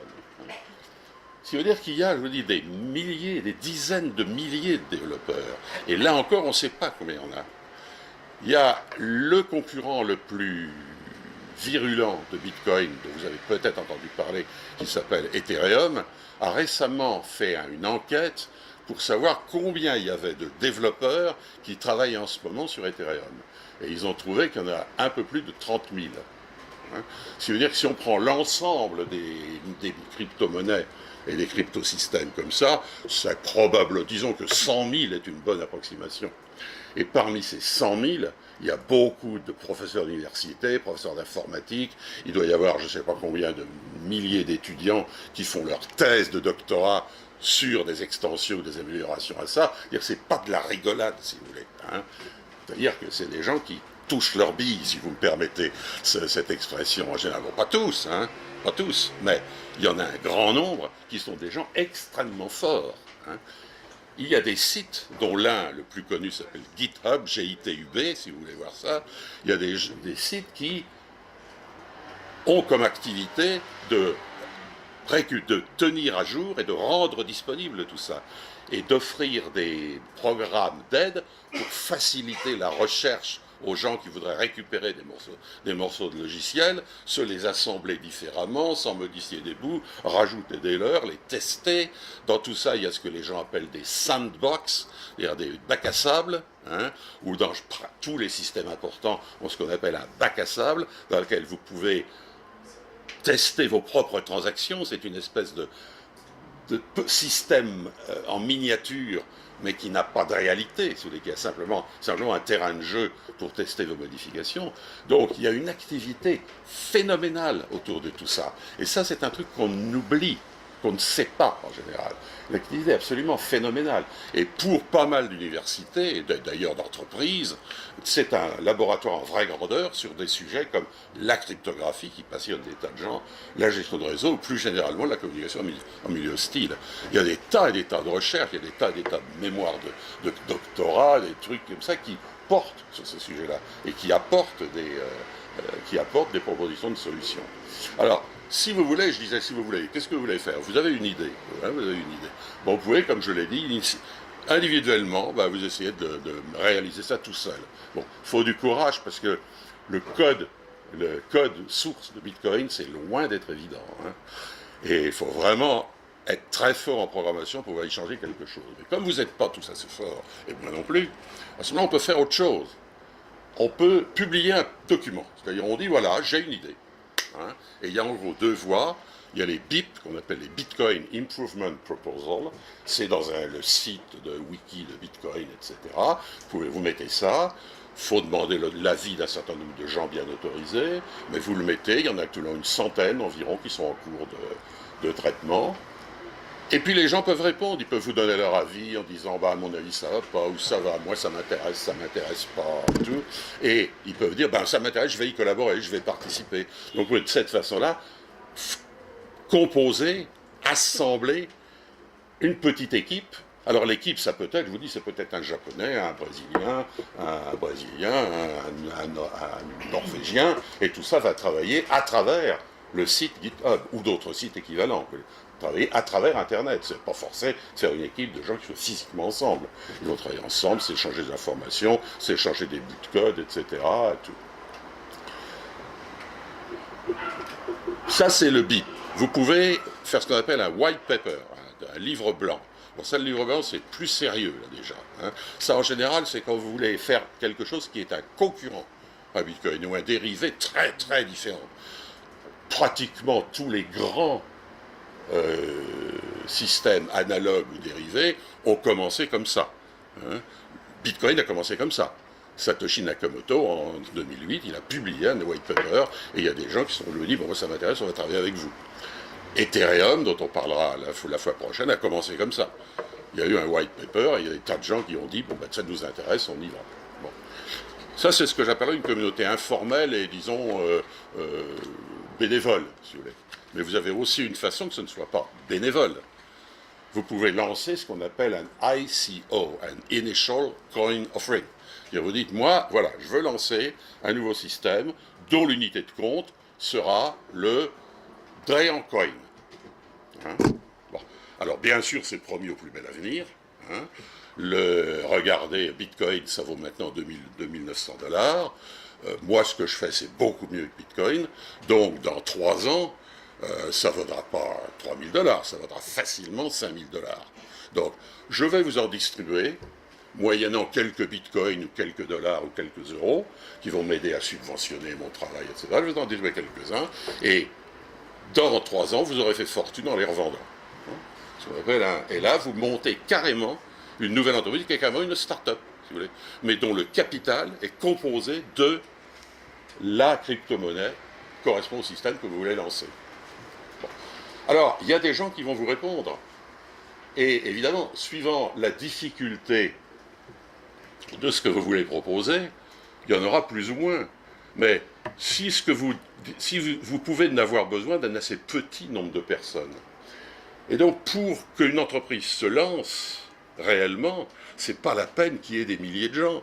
Hein. C'est pas la peine de fonder un nouveau Microsoft ou un nouvel IBM. Il suffit peut-être d'une vingtaine de personnes et vous allez vous lancer, une vingtaine de personnes très sérieuses et très compétentes, et vous avez les lancé un nouveau système majeur. Hein. J'ignore, je vais tâcher de le trouver d'ici la fois prochaine, l'histoire d'Ethereum, quelle est l'évolution de l'équipe. Mais je suis convaincu qu'au départ, il y avait 10 personnes, même pas. Hein, au début du lancement. Et puis ces 10 personnes ont fait quelque chose qu'on a séduit 100 autres, et puis etc. Et l'évolution, ben, elle est spontanée, elle est imprévisible, ça marchera, ça marchera pas, ça dépendra des gens qui vont se mettre à vous, ça dépendra aussi de la réception que fera le marché. Est-ce que les gens vont se mettre à utiliser votre truc et tout? Et tout ça, et ça ce qui est important, c'est que on peut le voir de 2 façons. On peut le voir en disant qu'il y a 890 projets différents, concurrents les uns des autres. Bon. Hein. Mais on peut aussi voir ça en disant qu'il y a un seul grand projet, avec 890 sous-projets, puisque si l'un de ces sous-projets qui va essayer d'améliorer quelque chose dans la stabilité de Bitcoin, et ils ont créé pour ça un nouveau système qui s'appelle le Shamu Coin. Hein, bon. Si ces gens-là réussissent, si le système qu'ils ont fait, la solution technique qu'ils ont mise en place dans le Shamu Coin marche bien, hein, à ce moment-là, Bitcoin va reprendre la solution, Ethereum va reprendre la solution, tout le monde va reprendre cette solution. Autrement dit, il y a une concurrence pour essayer de concourir tous au même truc. Alors bien sûr, dans tout ça, il y en a qui vont se casser la figure. Excusez-moi, je j'ai tendance à parler de façon pas très correcte souvent. Il y en a beaucoup qui vont se casser la figure. Sur les 890 qui existent, vous pensez qu'il y en a bien 800 dont on n'entendra plus jamais parler, même probablement 850 dont on n'entendra jamais parler. Alors c'est intéressant de savoir, et on ne le sait pas à l'avance. Si ça se trouve, il y a un problème grave. Il y a un problème grave dans ces domaines-là ou d'autres, que c'est actuellement celui qui a été lancé il y a 15 jours et qui n'a encore que 3 personnes, c'est peut-être lui qui va la trouver, la solution. On ne peut pas savoir. Bon. Donc c'est pour ça qu'il faut, à mon avis, et c'est pour ça que c'est important, considérer l'ensemble et non pas seulement Bitcoin. Si vous regardez Bitcoin et que vous vous intéressez à l'avenir de Bitcoin, bon, c'est intéressant, c'est intéressant surtout si vous avez investi et que vous possédez des Bitcoins. Mais du point de vue de Sirius, qui est le mien, excusez-moi, je suis un peu jupitérien, puisque c'est la mode à l'heure actuelle. Hein. Du point de vue de Sirius, c'est sans grand intérêt de savoir quel est l'avenir précisément de Bitcoin. Ce qui est intéressant de savoir comment l'ensemble va évoluer. Alors, domaine d'évolution, je vais passer relativement vite quand même, mais il y a encore beaucoup à dire. Il y a des choses très simples, confort, convivialité, bon ça, c'est des petits détails, si vous voulez. Et c'est surtout dans les wallets que ça se passe, puisque c'est surtout au niveau des wallets que les utilisateurs sont en contact avec le système. Donc ça, bon, c'est pas, il en apparaît souvent des nouveaux, etc. Sécurité, robustesse, c'est déjà un peu plus grave, ça va peut-être toucher au cœur du système, mais pas nécessairement aux fonctions vraiment majeures, aux 3 protocoles majeurs dont j'ai parlé tout à l'heure. Autre grand domaine de développement, les applications non financières. Il y a une chose que j'ai oublié de vous dire au début, c'est que les techniques de construction de blocs et d'assemblage de chaînes de blocs peuvent très bien s'appliquer à toute autre chose que des transactions dites financières du type que je vous ai montré. Hein? Par exemple, ça a été utilisé avant Bitcoin pour enregistrer les noms de domaines d'Internet. Pour, si vous voulez, s'assurer qu'un nom de domaine n'existe pas déjà et enregistrer une fois pour toutes qu'il a bien été attribué à monsieur Intel, les gens qui ont fait ça utilisaient déjà une chaîne de blocs.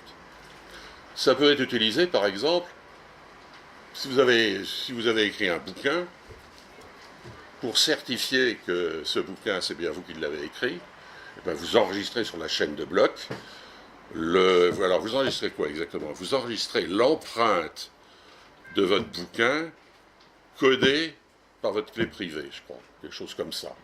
Hein?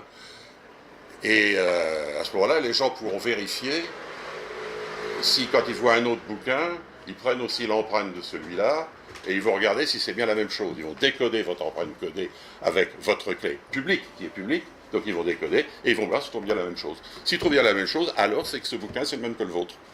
Hein? Voilà. Donc vous pouvez l'utiliser pour ce que vous l'utilisez pour des tas et des tas de choses. Et alors, dans ce domaine-là, il y a une floraison d'applications, hein, qu'on peut appeler notariale d'une certaine façon. Et puis enfin, il y a les applications non financières, l'extension des fonctions financières. Et c'est là qu'il faut que je revienne sur la structure d'une transaction. Alors voilà ce que je vous avais dit. La structure d'une transaction, c'est Alice qui dit « je vais utiliser les sorties, voilà les sorties des transactions que j'utilise, et voilà à qui je veux verser ». Bon, en fait, c'est pas ça. En fait, c'est pas vraiment ça. Commençons par les sorties. Elle dit voilà, je veux verser tant au compte qui satisfera telle condition. Et ces conditions, elle les écrit sous la forme d'un programme. Un programme qu'on appelle dans ce cas précis un script, qui est écrit dans un langage spécialisé, qu'on appelle script de sortie. Donc il dit voilà un programme. Si les gens veulent utiliser cette transaction-là, il va falloir qu'ils fournissent des données qui permettent de satisfaire les conditions. Je vais calculer à partir des données qu'on va me fournir, je vais voir si les conditions sont satisfaites. Si oui, c'est bon, sinon, non, ne l'utilisez pas. Donc les entrées au début, hein, ce que va faire Alice, elle doit fournir les données que va utiliser le script de sortie. Et ça, elle va utiliser, elle va les faire avec un programme elle-même. Elle va rédiger un programme qui va fabriquer ces données avant de les passer au script. Donc, la vérification de la transaction, c'est plus compliqué que ce que je vous disais. En fait, pour chacune des entrées, Le programme va chercher la sortie correspondante, il vérifie qu'elle existe bien, il va exécuter le script de l'entrée puis le script de la sortie, il va voir si ça colle, et si ça colle bien, bon, à ce moment-là, ça enchaîne, mais si ça colle pas... Bon. Alors, l'intérêt de tout ça, c'est qu'en faisant varier les scripts d'entrée et les scripts de sortie, on peut faire des tas et des tas de choses. Et notez bien que ce script d'entrée et ce script de sortie, qui les fabrique? C'est le wallet, mon fameux wallet de tout à l'heure, le portefeuille qui est là-dedans. C'est lui qui les fabrique, à partir de modèles qu'il faut lui donner, bien sûr. D'où, alors là, toute une série de développements qui fabriquent les scripts d'entrée et les scripts de sortie correspondant à certains cas d'utilisation, et évidemment les programmes de wallet permettant de les préparer. Alors, j'ai là quelques exemples de transactions. Il y en a un qui est tout simple. C'est le script de sortie, il donne même pas un numéro de compte, il donne même pas l'adresse d'un compte, il donne simplement l'empreinte de quelque chose. Ce quelque chose étant la solution d'une grille de mots croisés, par exemple, ou la solution de n'importe quoi. Et si quelqu'un lui fournit l'empreinte qui prouve qu'il a bien résolu la grille de mots croisés, ben, il donne son numéro de compte et il sera crédité de la somme voulue par l'auteur de la transaction. Voilà. Et ça existe, hein. Ça existe. Voilà. C'est probablement le cas le plus simple. Mais il y a d'autres cas dont je vais vous citer deux qui sont les plus, j'irai pas beaucoup plus loin, oui, qui sont les deux, il faut quand même qu'on les voit, les deux les plus importants finalement. C'est les signatures multiples. Au lieu de dire, j'ai besoin d'une seule personne pour signer la transaction, je peux dire, voilà une liste de N personnes, hein. Pour accepter la transaction, il faut qu'il y en ait M qui signent. Il faut qu'il y en ait, par exemple, je donne 3 personnes, pour que la transaction soit date, il faut qu'il y en ait 2 qui signent. Bon. Par exemple, l'émetteur et le récepteur. Je dis, je verse des sous à un tel, mais ça ne sera pas valable tant que le récepteur n'aura pas dit oui, je veux bien. Hein, voilà. Hein, donne bien l'accusé de réception.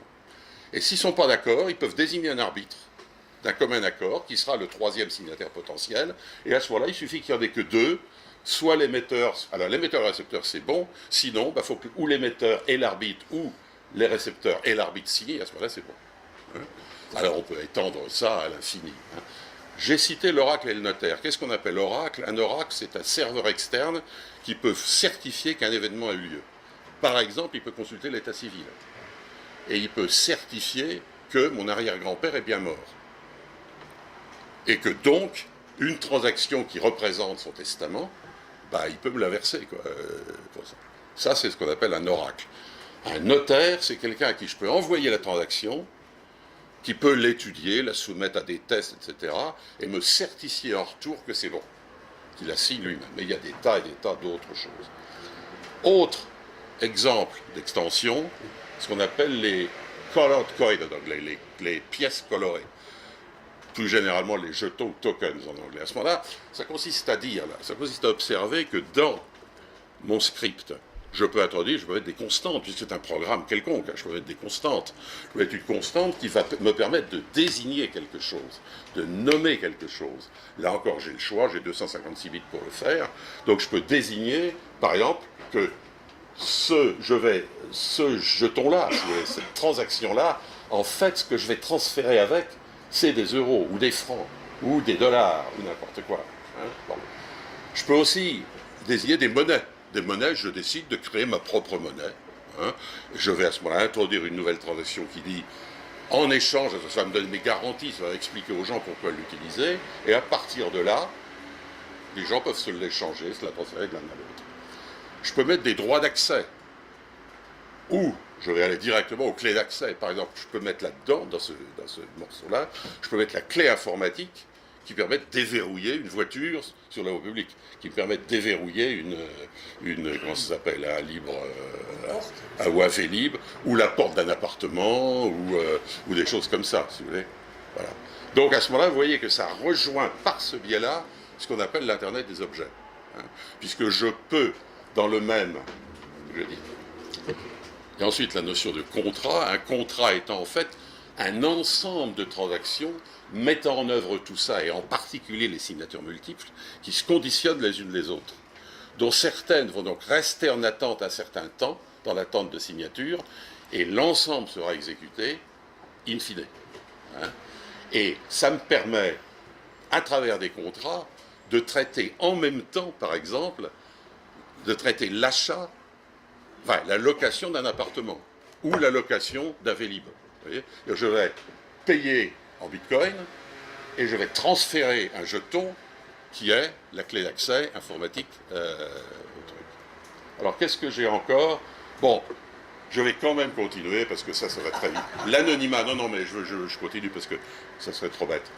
L'anonymat, ça c'est un truc qui... L'anonymat, bon, c'est pas tout à fait anonyme, Bitcoin, parce qu'il est possible, en se donnant beaucoup de mal, de retrouver, dans certains cas, qui est titulaire de quel compte. Donc il y a toute une école de pensée, il y a des tas, il doit y avoir des centaines de gens que ce sujet fascine.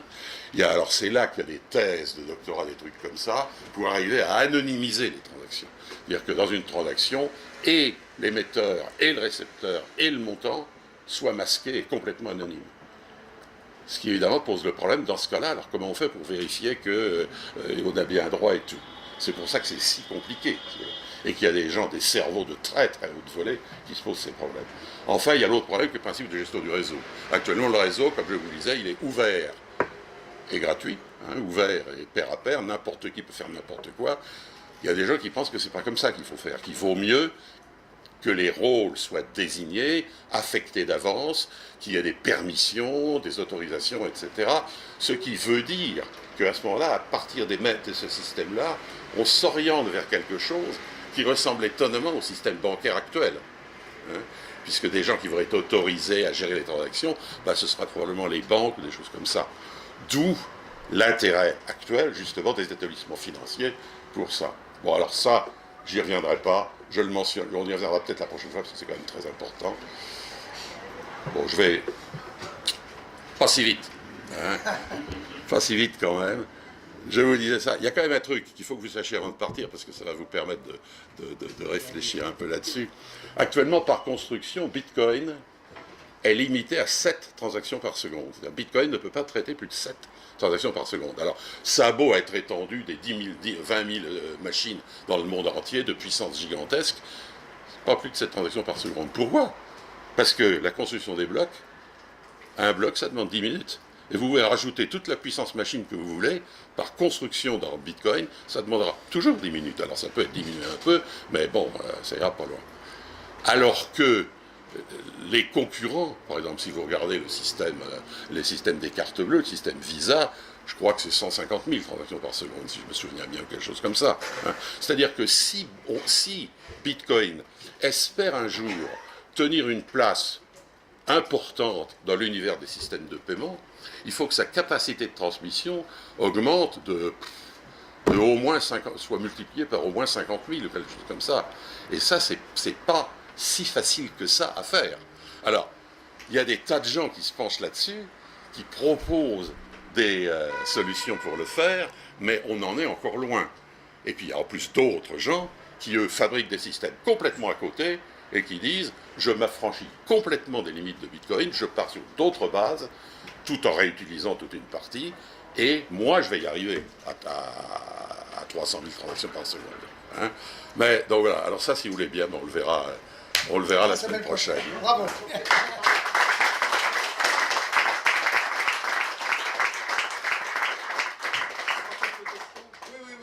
Oui, quelques questions quand même pour les plus courageux. Oui. Attendez, on va faire un recensement peut-être. J'en ai une ici. 2, 3. Bon, alors on passe sur ces 3-4 là et puis on verra après. Puisque vous avez eu la main la plus leste, allez-y. Ce que j'ai compris, une transaction en Bitcoin réclame des milliards de fois plus de puissance. Attendez. Le plus fort possible. Une transaction Bitcoin, si j'ai bien compris, réclame des milliards de fois plus de puissance de calcul de CPU qu'une transaction bancaire classique. Absolument. Oui. Parce qu'il y a déjà 20 Oui. nœuds. Oui, absolument. Absolument. Et puis on rend la tâche de... Absolument. Absolument. Donc c'est pour le bon sens, c'est un gaspillage de ressources, etc. Absolument. Absolument. Ça, disons, ça a trois inconvénients, il y a trois reproches. Le premier, c'est tout simplement ce que je vous disais, on ne peut pas traiter plus de 7 transactions par seconde.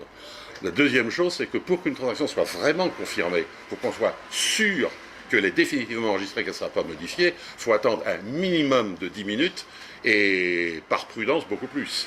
C'est-à-dire le plus souvent 1 heure. Qu'il y ait au moins 6 blocs, vous voyez, qui soient venus derrière pour la caler. Ça veut dire que vous ne pouvez pas payer votre café au bistrot en bitcoin. Hein? Et puis enfin, troisième chose, ça consomme une quantité d'électricité faramineuse. Mais alors, ça veut dire que pour mettre un nouveau bloc dans la blockchain, donc ce ne sont que les plus gros mineurs, les plus grosses coopératives, et 2 ou 3 grosses coopératives qui peuvent mettre sur ces blocs-là. Absolument. Et gagner soit des commissions, soit Absolument. Absolument. Absolument. Sauf... Ça veut dire que... Oui, allez-y. Donc ça veut dire que cette opération de minage n'est intéressante pour les 2 ou 3 plus gros, et les autres, en fait, n'ont jamais eu l'occasion de mettre... Alors, c'est pas tout à fait exact, parce qu'il y a une part de hasard là-dedans, si vous voulez. C'est-à-dire que dans ce calcul, si vous voulez, les gens se lancent, on dit, toi tu essayes la tranche de tel truc à tel truc, etc. On ne sait pas ce qui va se passer. Il est possible qu'il y en a un qui du premier coup, enfin c'est très improbable, mais il y en a un qui du premier coup ou au troisième coup va tomber sur la bonne combinaison. Hein? C'est pour ça que quand vous regardez, si vous regardez le site que je vous ai montré là, hein, c'est intéressant de voir la succession des trucs. Vous avez vu là par exemple que dans les blocs, des derniers blocs, il y en avait où le précédent avait été mis là il y a 23 minutes. Ça veut dire que ça fait 23 minutes, ça faisait 23 minutes que personne n'a trouvé n'a pu assembler un bloc valide. Par contre, si vous remontez l'histoire, vous verrez qu'il y a des fois où 2 blocs arrivent à 1 minute d'intervalle.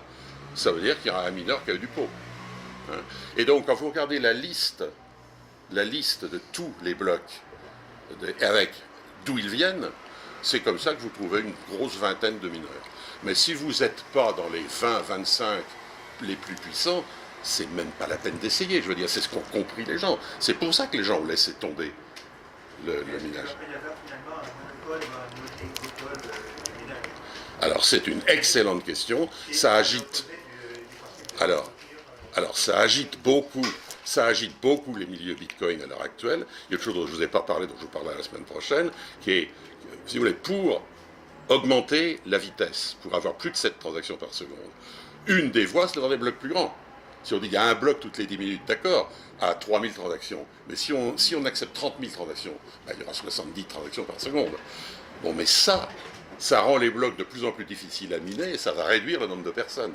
Et donc, vous avez d'une part les gros mineurs qui sont très en faveur, parce que pour eux c'est un avantage, et vous y avez tout le reste de la communauté Bitcoin qui est violemment contre, et qui est en train de chercher d'autres solutions. Mais c'est une excellente question, parce qu'effectivement la question se pose comme ça. Et donc vous avez des alternatives maintenant qui disent non, c'est pas comme ça qu'il faut faire, il faut utiliser d'autres façons de valider les blocs. Et on en parlera. Madame. Je vous appâte. Moi, la question porte sur la complexité Le plus fort possible. du système. Et j'aurais bien aimé voir un écran de wallet. De quoi, pardon? De wallet. De portefeuille. Ah ben écoutez, je vous en apporterai la prochaine fois. Hein, merci beaucoup. C'est tout simple, c'est ça. Ça a tout à fait l'allure. Je vous en apporterai un de ça, parce que c'est ce qu'il y a de plus simple. Ça a tout à fait l'allure de n'importe quelle application simple sur smartphone. Mais je vous l'apporterai la semaine prochaine, j'y penserai. Alors, Ce qui ne veut pas dire qu'un wallet c'est simple. À l'intérieur, c'est très compliqué. Mais l'interface est simple. Qui avait encore demandé la... Oui, je vous en prie aussi. Dans mon wallet, est-ce que c'est marqué que je possède 150 bitcoins? Ça veut dire qu'à chaque fois, il recalcule tout, là. Alors, oui et non. Dans le wallet, les wallets les plus complexes, parce qu'il y en a plusieurs types encore, hein, mais les plus complexes, ceux qui sont sur des PC, par exemple, ils tiennent à jour un fichier particulier qui est, dans le cas d'Alice, par exemple, qui est le fichier de toutes les sorties, de toutes les transactions qui lui sont destinées et qu'elle n'a pas encore utilisées. C'est-à-dire, si vous voulez, elle n'a pas à consulter à chaque fois toute la chaîne. Si vous voulez. On le tient à jour en permanence en fonction des transactions qui arrivent. Quand elle utilise une transaction, on l'enlève, et quand elle reçoit une nouvelle transaction, on l'inclut. Cela dit, un wallet peut reconstituer ce fichier. Qu'est-ce que vous avez d'autre encore? Oui, s'il vous plaît. Donc, si j'ai bien compris, la blockchain est en phase plus ou moins expérimentale. Et si j'ai bien compris de votre explication, c'est que ça a des limites physiques en hardware. Et on a presque atteint ces limites-là. Alors si chaque nœud doit télécharger tout le fichier de toutes les empreintes qui ont été déjà faites depuis 2009, c'est que ça va atteindre une certaine limite à un moment donné où on ne peut plus avoir plus de données. Donc cette technologie-là, la blockchain, n'est pas vraiment durable. Alors, je vais vous reprendre sur un point. D'abord, on parle tout le temps de la blockchain dans la presse. La blockchain, ça n'existe pas. La blockchain, c'est une technologie de stockage d'informations bien particulière qui consiste à enchaîner des blocs comme ça et tout, qui peut être utilisée de tas et de tas de façons différentes pour des tas et des tas d'applications différentes. Donc ça existe et ça existera toujours. Pour certifier une blockchain, il y a plusieurs façons de valider une blockchain. Il y a la façon qu'on appelle par preuve de travail. J'ai oublié de mentionner ce mot, mais c'est ce qu'utilise Bitcoin. C'est-à-dire, il faut prouver qu'on a effectué un certain travail, un travail qui est énorme. Bon. Et parce qu'il est énorme, il est énorme, hein, donc ça demande beaucoup de choses. Il y a actuellement beaucoup de développements qui cherchent d'autres moyens de faire, hein, et qui ne coûtent pas la même chose. Par exemple, il y a une observation simple, je vais finir par le faire, le truc qu'on aime. Il y a une observation simple, c'est qu'actuellement, finalement, la preuve de travail, qu'est-ce qui montre, qu'est-ce qui prouve les mineurs? Ils prouvent qu'ils ont consacré de leur propre argent à acheter du matériel spécialisé, qui a acheté de l'électricité, etc. Bon. Eh bien, il y a des gens qui disent, ils peuvent très bien prouver leur bonne volonté autrement. Par exemple, au lieu de faire ça, on va leur demander de déposer la même quantité d'argent quelque part dans le système. Voilà. Hein. C'est la constitution d'un capital. Voilà. C'est ce qu'on appelle le système, l'un des nombreux systèmes de, en anglais, proof of stake. Preuve d'enjeu, preuve d'intérêt. La preuve d'enjeu et d'intérêt n'est pas la même chose. Les preuves d'enjeu, il y a aussi de multiples fonctions. Une fonction, par exemple, consiste à dire, on leur demande de déposer. Hein. S'il leur a fallu qu'ils dépensent 1 million de dollars pour s'acheter leur équipement pour pouvoir être mineur, au lieu de faire ça, on leur demande de déposer 1 million de dollars en gage.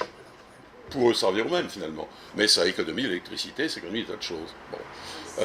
Il y a une autre façon, il y a d'autres variantes qui consistent à utiliser aussi leur activité passée.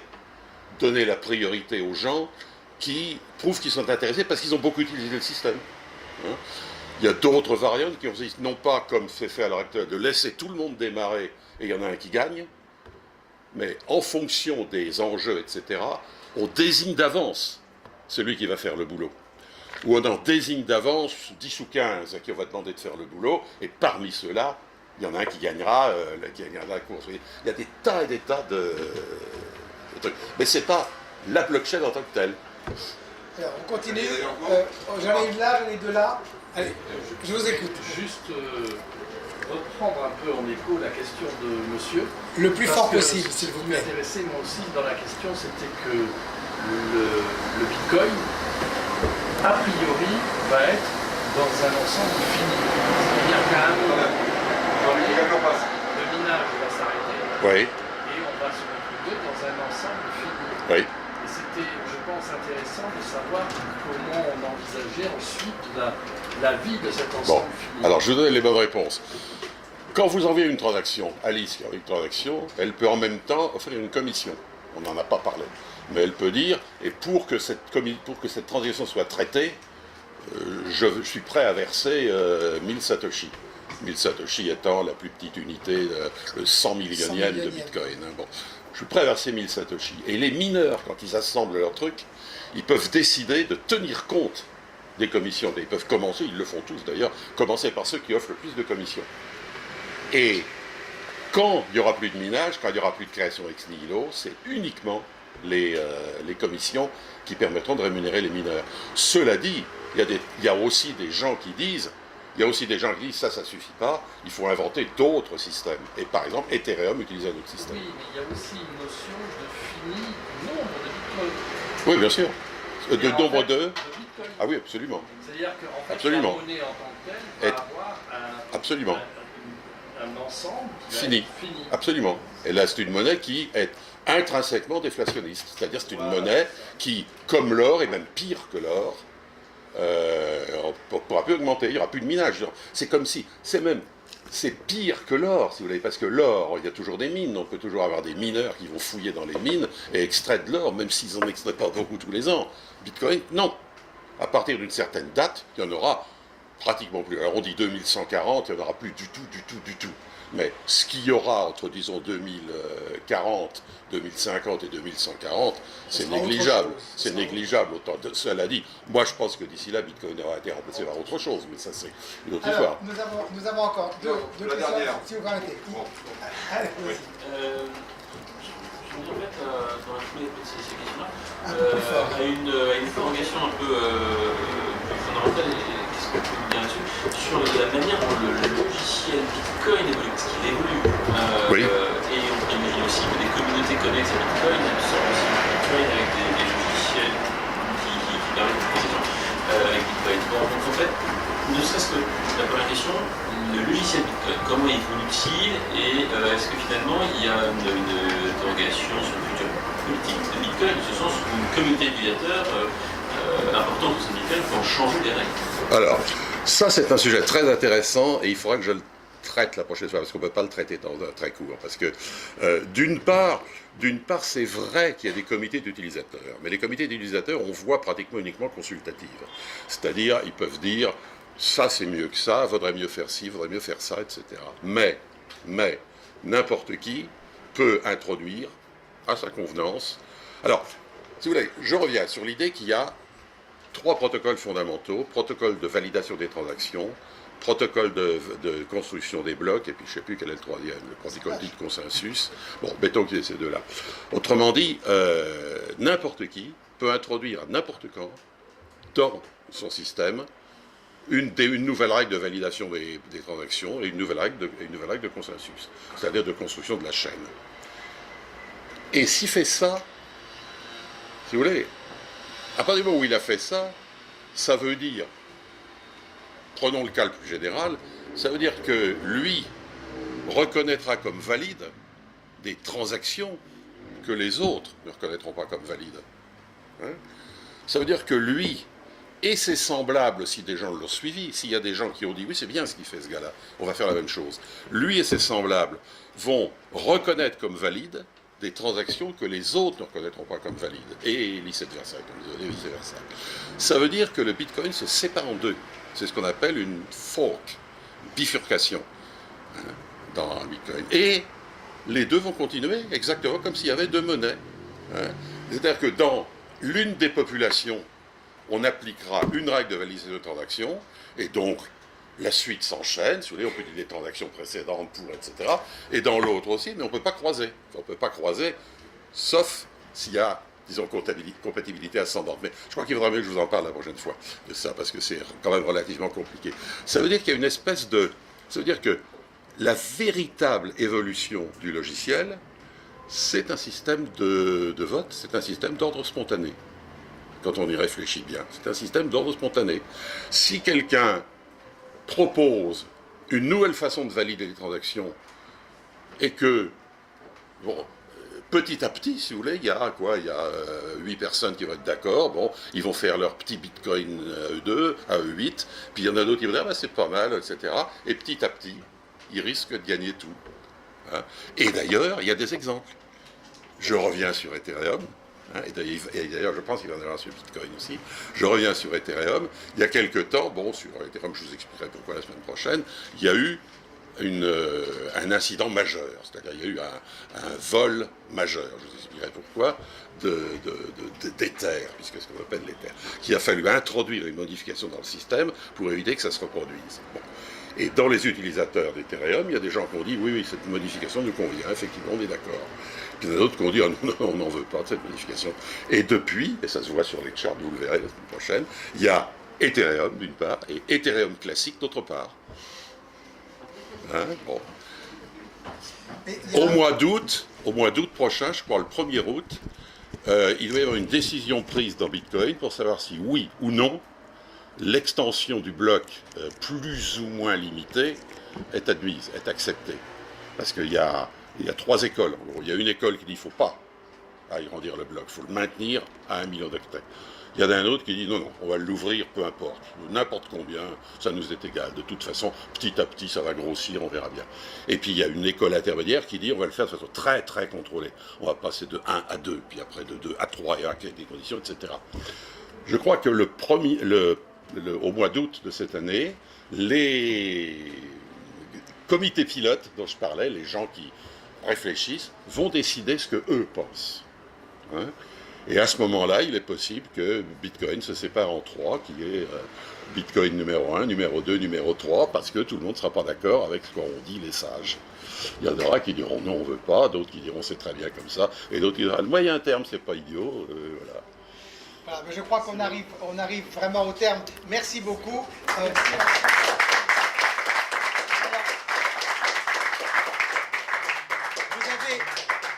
Vous avez été d'une grande attention et très courageux, vu les conditions climatiques, l'heure, pour écouter cet exposé qui est d'une grande qualité, d'une grande précision. Ce que j'apprécie. Je n'en attendais pas moins de Gérard, avec lequel nous avons des rapports de très grande confiance depuis des années maintenant, et sur ce sujet et sur d'autres sujets.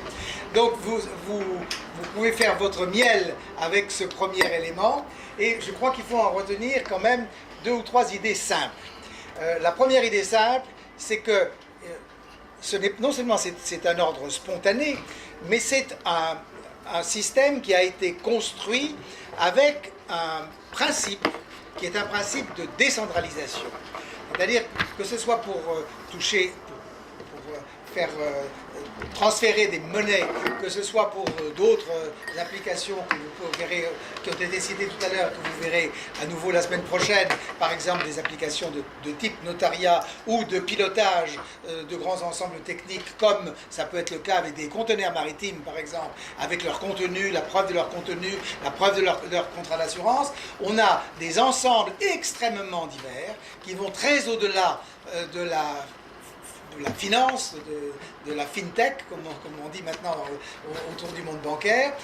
Simplement, il se trouve que la concrétisation du succès de population que vous avez pu voir avec la montée extrêmement rapide et du nombre de transactions et de la valeur du Bitcoin trouve un grand intérêt. Et alors, les dangers qu'il y a derrière ça, sur lesquels vous reviendrez, je suis sûr, la semaine prochaine, c'est le danger d'une captation de cette foule autonome qui a été voulue par les fondateurs et dont ils ont fait en quelque sorte leur charte, par des groupes qui ont une vision là-dessus, la captation du principe, mais sans les règles qui s'imposent à l'ensemble de cette communauté. Alors, il y a évidemment un risque de dérivation du mécanisme qui a été décrit aujourd'hui vers des systèmes interbancaires. Ça ne veut pas dire que ce n'est pas faisable, mais ce n'est plus dans la même philosophie politique. Il y a d'autres dérives vers une centralisation par des groupes industriels, par exemple, dans le cadre de l'Internet des objets, qui sont des projets à vocation centralisée, en tout cas organisée à l'échelle du monde, organisée à l'échelle des échanges. Et donc cette évolution est très intéressante et est très caractéristique de ce que représente l'ère du numérique dans laquelle nous sommes, dans laquelle en permanence nous avons un équilibre métastable entre des initiatives très libres et donc une volonté hayekienne en quelque sorte de destruction créatrice ou schumpeterienne de destruction créatrice, et puis une autre tentation qui est celle finalement des États-nations ou de leurs substituts que sont un certain nombre de grands groupes industriels qui essaient de récupérer une partie du potentiel pour leurs propres affaires, ce qui est parfaitement légitime. Mais entre les deux, il y a un certain nombre d'incompatibilités qui expliquent une partie des débranchements, de ces fourchettes, de ces débranchements entre des lignes comme celle de l'Ether ou du Bitcoin, et puis des lignes différentes que vous pouvez retrouver par exemple dans des projets entre le Crédit Suisse et l'Union de banques suisses qui ont des idées très différentes de celles de l'Ether. Voilà, sur ce, bonne soirée, merci beaucoup de votre présence, et une nouvelle ovation pour Gérard qui a fait un très gros travail. Merci.